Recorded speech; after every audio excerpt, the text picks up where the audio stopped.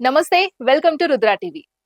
Harish Shankar, Pawan Kalyan combination లో తెరకెక్కిన ఉస్తాద్ భగత్ సింగ్ చిత్రం ఇటీవల విడుదలైంది.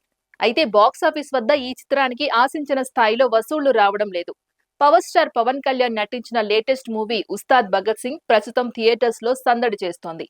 గబ్బర్ సింగ్ తర్వాత హరీష్ శంకర్ దర్శకత్వంలో పవన్ కళ్యాణ్ నటించిన మూవీ ఇది. గబ్బర్ సింగ్ మ్యాజిక్ రిపీట్ అవుతుందని అంతా భావించారు. కానీ బాక్సాఫీస్ వద్ద ఈ సినిమా పరిస్థితి చూస్తుంటే బయ్యర్లకు దాదాపు అన్ని ఏరియాలలో నష్టాలు తప్పేలా లేవు. 10 రోజుల్లో ఈ చిత్రం వరల్డ్ వైడ్ గా 54 కోట్ల షేర్ మాత్రమే రాబట్టింది. సెకండ్ వీకెండ్ కూడా ముగిసిపోయింది కాబట్టి ఇక ఈ సినిమా కోలుకునే పరిస్థితి లేదని ట్రేడ్ విశ్లేషకులు అంచనా వేస్తున్నారు. గబ్బర్ సింగ్ లాంటి అద్భుతమైన చిత్రాన్ని అందించిన హరీష్, పవన్ కాంబోలో ఇలాంటి మూవీ వచ్చిందేంటి అని అంతా ఆశ్చర్యపోతున్నారు. అయితే ఉస్తాద్ భగత్ సింగ్ పరాజయానికి కొన్ని కారణాలు కనిపిస్తున్నాయి. అవి ఇప్పుడు చూద్దాం. ఉస్తాద్ భగత్ సింగ్ చిత్రం నిరాశపరచడానికి ప్రధాన కారణం ఏళ్ల తరబడి ఈ మూవీ షూటింగ్ వాయిదా పడుతూ రావడమే. దాదాపు 5 ఏళ్ల క్రితం కోవిడ్ టైంలో హరీష్ శంకర్ భవదీయుడు భగత్ సింగ్ అంటూ ఒక చిత్రాన్ని ప్రకటించారు. ఆ టైంలో పవన్ రాజకీయాలతో బిజీగా ఉన్నారు. దీనితో వెంటనే సినిమా పట్టాలెక్కలేదు. ఈ క్రమంలో హరీష్ శంకర్ కొంతకాలం తర్వాత ఆ కథ వద్దని భావించారట. ఆ తర్వాత మళ్ళీ వేరే కథతో ఉస్తాద్ చిత్రాన్ని ప్రకటించారు. ఈ మూవీ షూటింగ్ కూడా వాయిదా పడుతూ రావడంతో అభిమానుల్లో, ప్రేక్షకుల్లో ఈ సినిమాపై ఆసక్తి సన్నగిల్లుతూ వచ్చింది.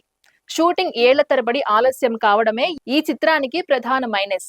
హరీష్ శంకర్ ఒక కమర్షియల్ సినిమాకు ఎలాంటి అంశాలు అవసరమో అవన్నీ ఉస్తాద్ లో జోడించారు. సినిమా కొంతవరకు ఎంటర్టైనింగ్ గా కూడా ఉంది. కానీ ఈ తరహా కమర్షియల్ కథలకు ఎప్పుడో కాలం చెల్లింది. ఇదే సినిమా 5 ఏళ్ల క్రితం వచ్చి ఉంటే రిజల్ట్ ఇంకాస్త బెటర్ గా ఉండేదేమో. ఇప్పుడంతా పాన్ ఇండియా చిత్రాలు, వైవిధ్యమైన కథల హవానే నడుస్తోంది. గతేడాది పవన్ నుంచి 2 సినిమాలు రిలీజ్ అయ్యాయి. ఒకటి హరిహర వీరమల్లు కాగా మరొకటి ఓజీ. ఓజీ మాత్రం సంచలన విజయం సాధించింది. ఎక్కువ గ్యాప్ లేకుండానే ఉస్తాద్ ని తీసుకురావడం కూడా కొంత మైనస్ అనే చెప్పాలి.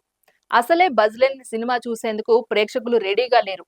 గబ్బర్ సింగ్ చిత్రానికి దేవిశ్రీ ప్రసాద్ అందించిన సంగీతం చరిత్రలో నిలిచిపోయేలా ఉంటుంది. కానీ ఉస్తాద్ మ్యూజిక్ అంతగా ఆకట్టుకోలేకపోయింది.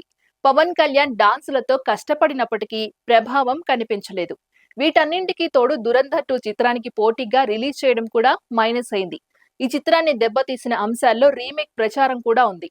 సినిమా షూటింగ్ దశలో ఉన్నప్పుడు ఇది తమిళ తేరి చిత్రానికి రీమేక్ అంటూ అనేక ఊహాగానాలు వినిపించాయి. అప్పటికి తేరి చిత్రాన్ని తెలుగు ప్రేక్షకులు కూడా చూసేశారు.